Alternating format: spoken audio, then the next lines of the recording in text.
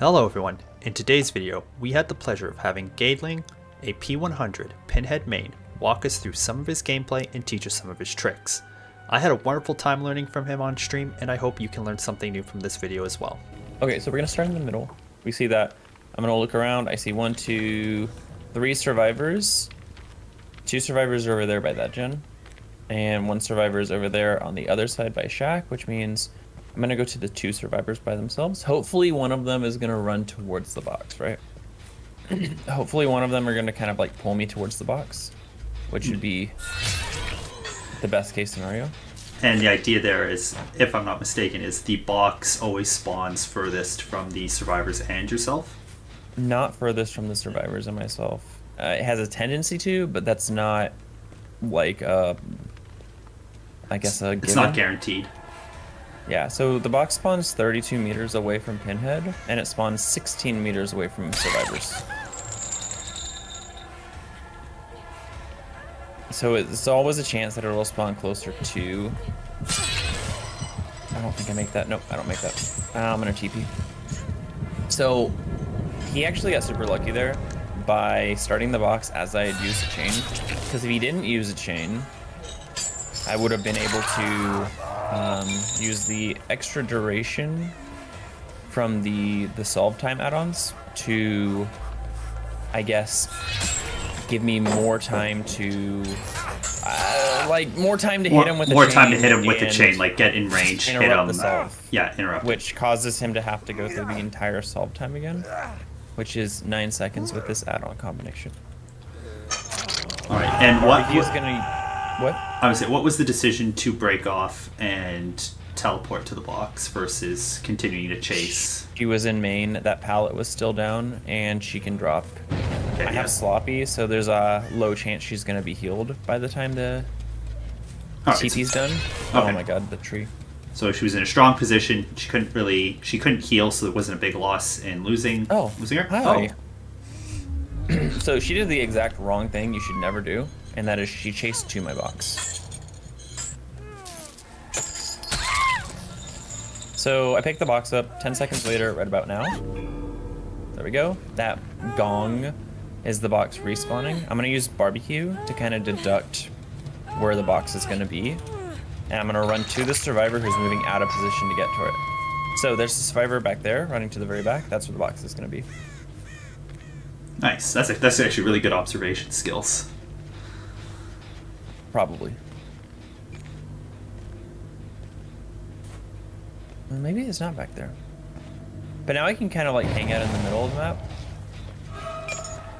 Why? Oh, there's C. I told you the box was over here.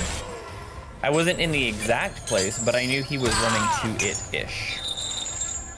Sloppy should still be up on her. And if I can down him fast enough, the chain will... downing the box will cause everyone to get 3 chains, everyone to scream, which will reset the heal. Oh, because of Sloppy? Keeping them perpetually injured because of Sloppy. It's enough time from the 3 chains that they get by default from me getting the box to reset them back down to 0% health. And then the chain hunt starts so they can't actually continue to heal. 2 survivors there. I don't know where the other one is with distortion.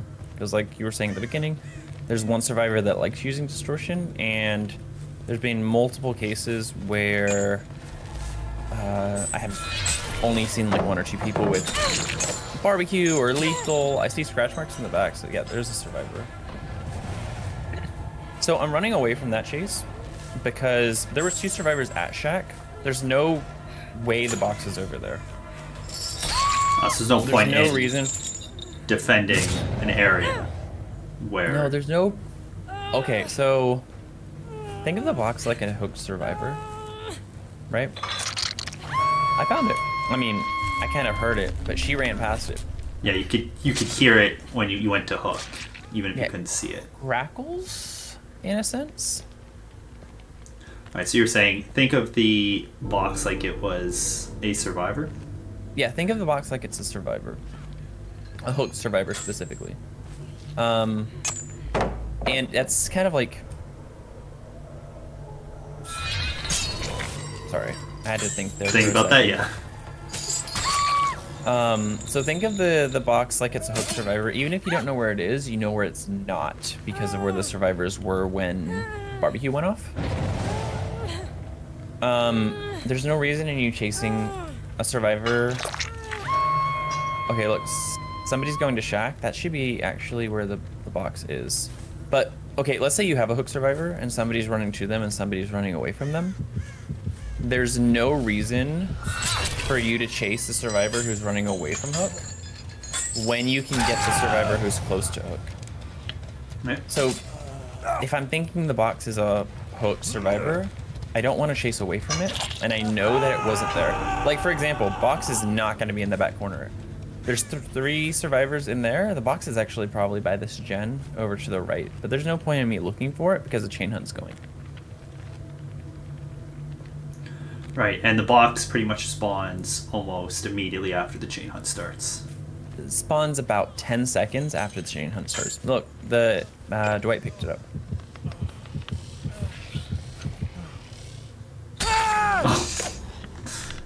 Sorry, we were having a moment. Having a moment. Just the looking soulfully into each other's eyes. Oh, yes. But you see how I'm using, like, this information, right? Like, this, she's over there. She's right there. The box, if I had to make a guess, is probably in that back corner behind the little snowplow thing or in main. Alright, that makes sense, because, you know, it can't be near you, and it's going to be, like, a medium distance away from somebody else. Exactly.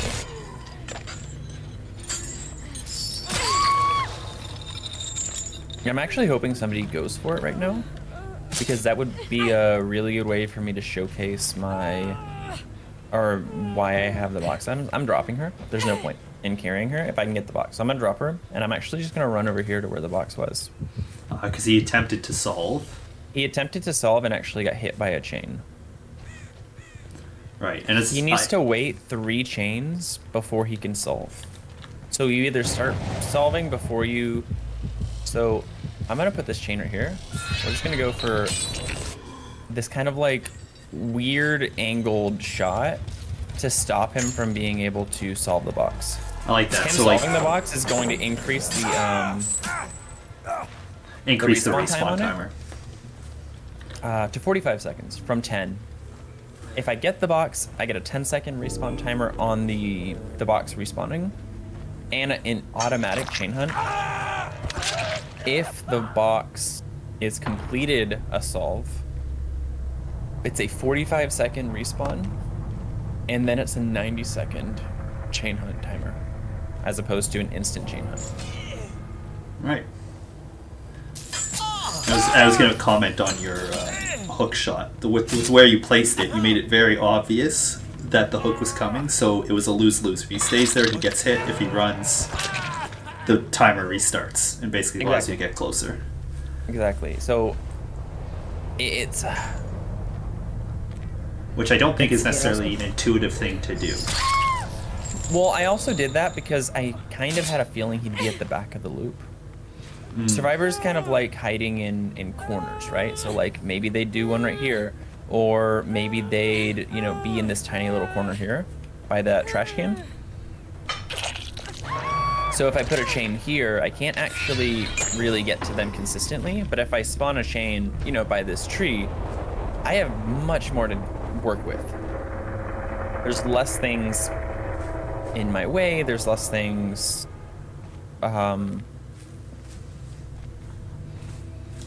like it's just kind of, I have more to work with in that case. I don't know if that makes any sense. Yeah, it does. Now, if you were playing against Pinhead, how would you recommend somebody try and play against your playstyle? Okay, so I don't actually know any Pinheads that use both box duration add-ons. Most Pinheads are going to use, you know, the purple original paint, or they're going to use impaling wire, or they're going to use engineer's fan, which are all really, really strong add-ons. I don't know anyone that actually uses Larry's Remains and the yellow one. I don't remember what the yellow one's called off the top of my head.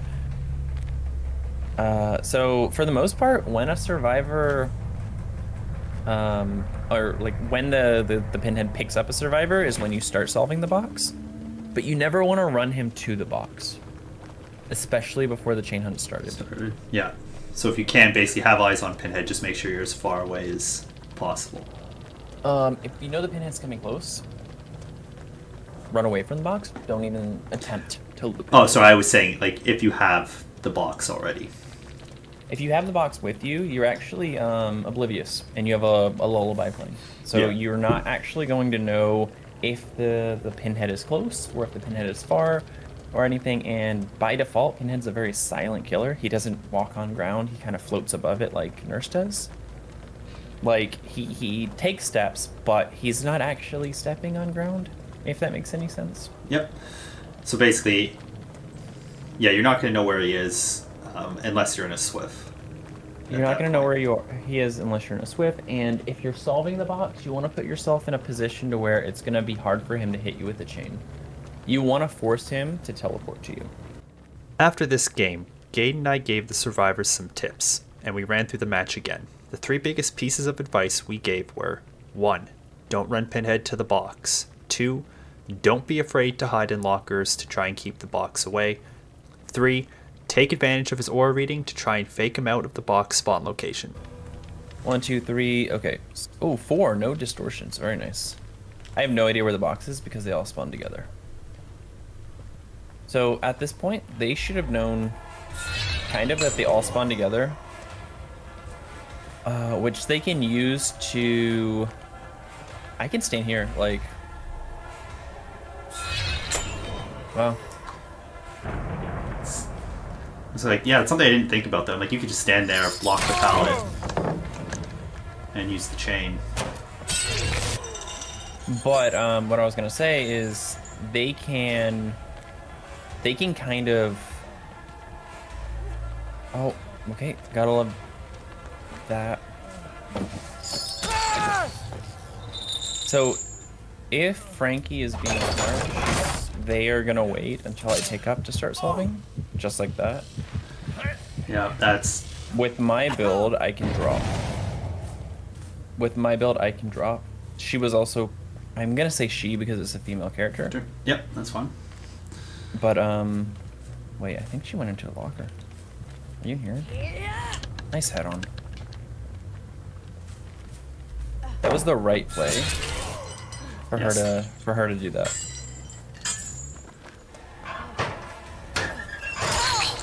I don't understand that play. Neither do I. I was fully thinking that it was a deception play at first. It might have been a deception play, to be honest. Ooh, boil over. Very nice. Chains Hunt's gonna start now. There we go. And, little bit of good information is there's no chain hunt if you're the last survivor up. Yes, and I know some people aren't aware of that. And that's something I routinely forget. So I'm gonna do something interesting here. If the chains break, so you see the chain spawning, right? Mm-hmm. If I'm at a small loop and I know a chain's gonna spawn on one side, there's no reason for me not to kind of like moonwalk or move back or anything to push them closer to where the chain's gonna spawn, which gives them a higher chance of getting hit by it. Now I know. Back, so we're just... Oh, sorry. Go ahead. Sorry. I'm just walking through my gameplay. He was in the back, so I knew to...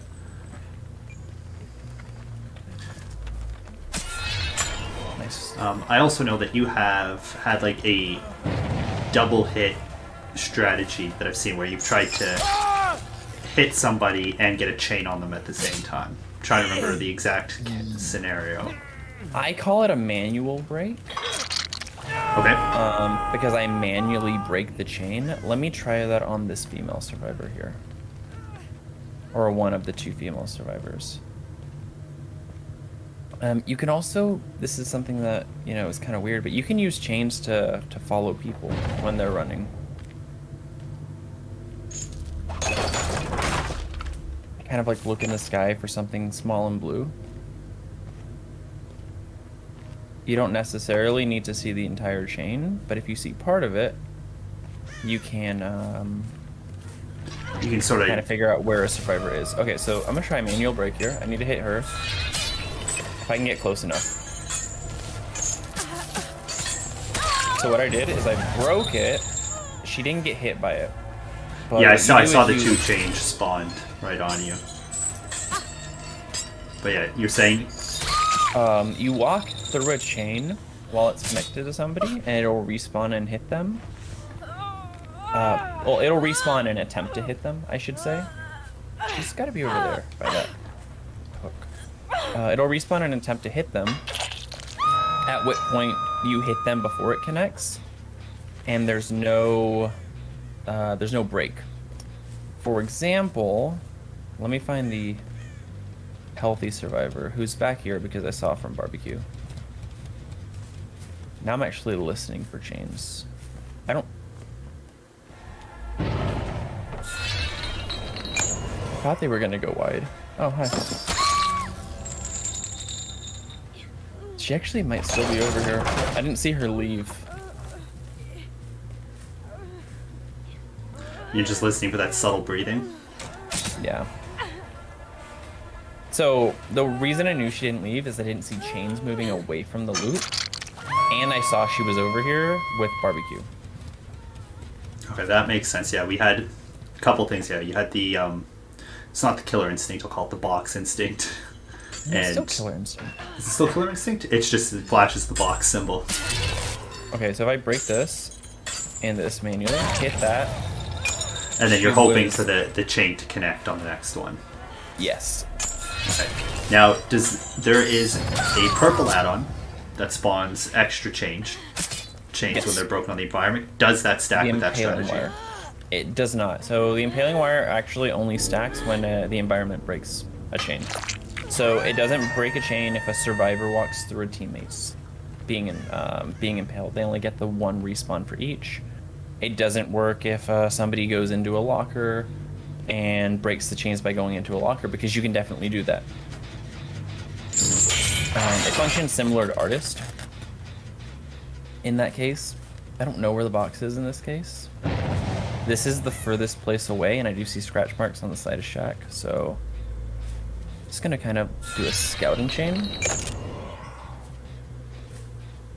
No idea. Usually I break boons, but they have quite a few gens left. But if you're attacked by chains, you can hop into a locker and it'll automatically break all of them. Impaling wire does not give you 2 on that. Where if you walk past a hook or walk past a generator or walk past anything, it will. It'll give you the extra 1. Yeah, personally, impaling wire I think is my favorite Pinhead add-on, and then go to an indoor map. That's so much fun. He played that really well by using knee as a body shield.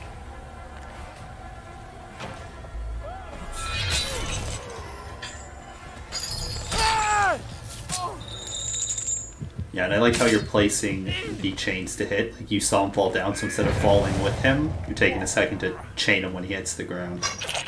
I know I can jump through there, and I know that there's this break right above here, right? I don't think I actually hit that because I was... Well, maybe. There's Shack window right there, so let's try to use that. Tried to use that. I mean, it was an impressive shot, especially from that far away.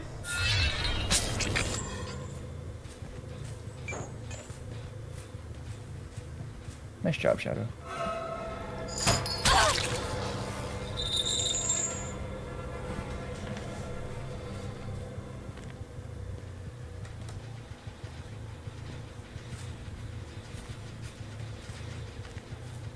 Is a survivor working on that gen?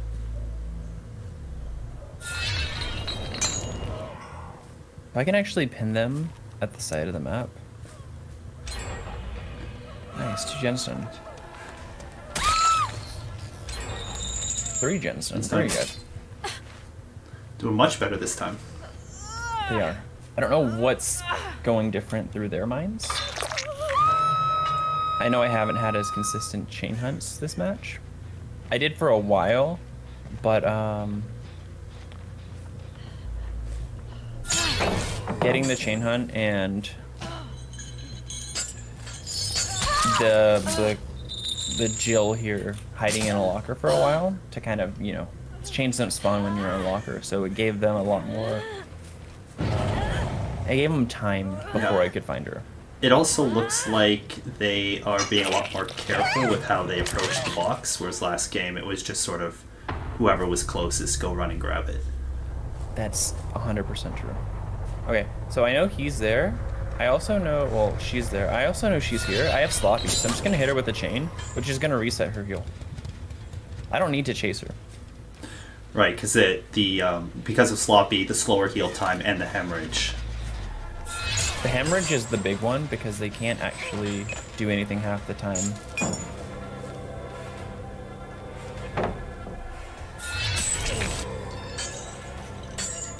Should be able to hit this. Okay, let's go for this. I have about 5 more seconds, enough time to fully put a chain down, hopefully hit her. Oh, and that was good positioning on her part too. Even if you were that little bit closer, you had the rock and the tree in the way. And every little bit that I have to move reduces my distance that I get. Because I can only travel in the chain for a specific amount of time unless I bring... You bring the add-ons to increase that.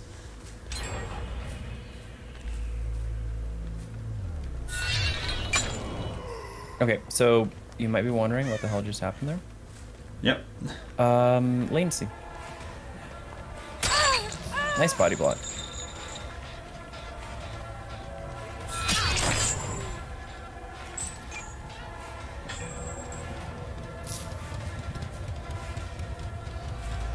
I'm just trying to think. From your observations, if you have to break a bunch of chains and you're worried about getting hit by the new ones that spawn, do you have any strategies for where you should break the chains? Assuming you're in chase and you can't just like break them manually. You want to manually break them if you can. If you break it on the environment, then it respawns. If you break it manually, like if the survivor manually breaks the chain, it doesn't respawn. Okay. It only respawns if you break it on the environment, on a teammate, or on a tree. No, on the killer.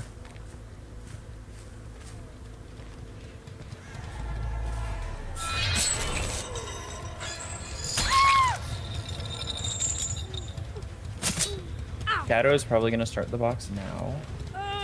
Either that or they're hiding in a locker.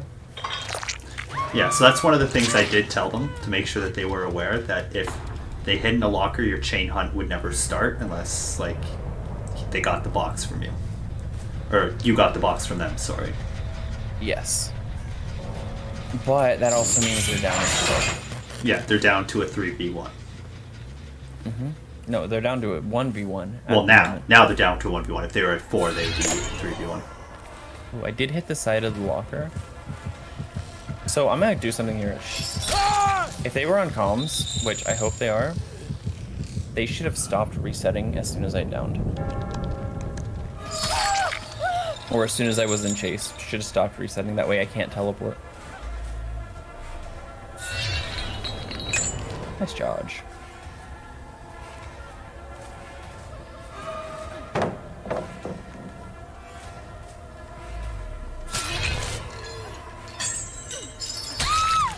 There we go.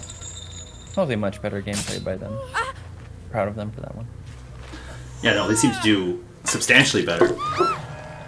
They did. They got an extra 3 gens. Yeah, an extra 3 gens done.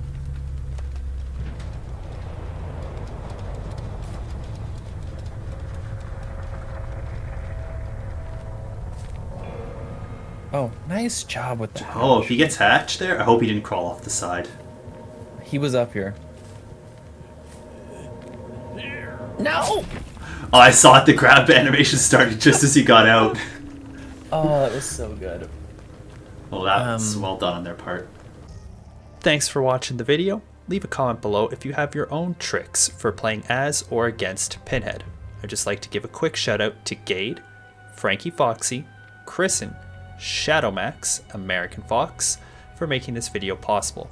A link to their Twitch channels are in the description below. They're all wonderful people and definitely worth checking out. Have a good one, and I'll see you next time. Bye.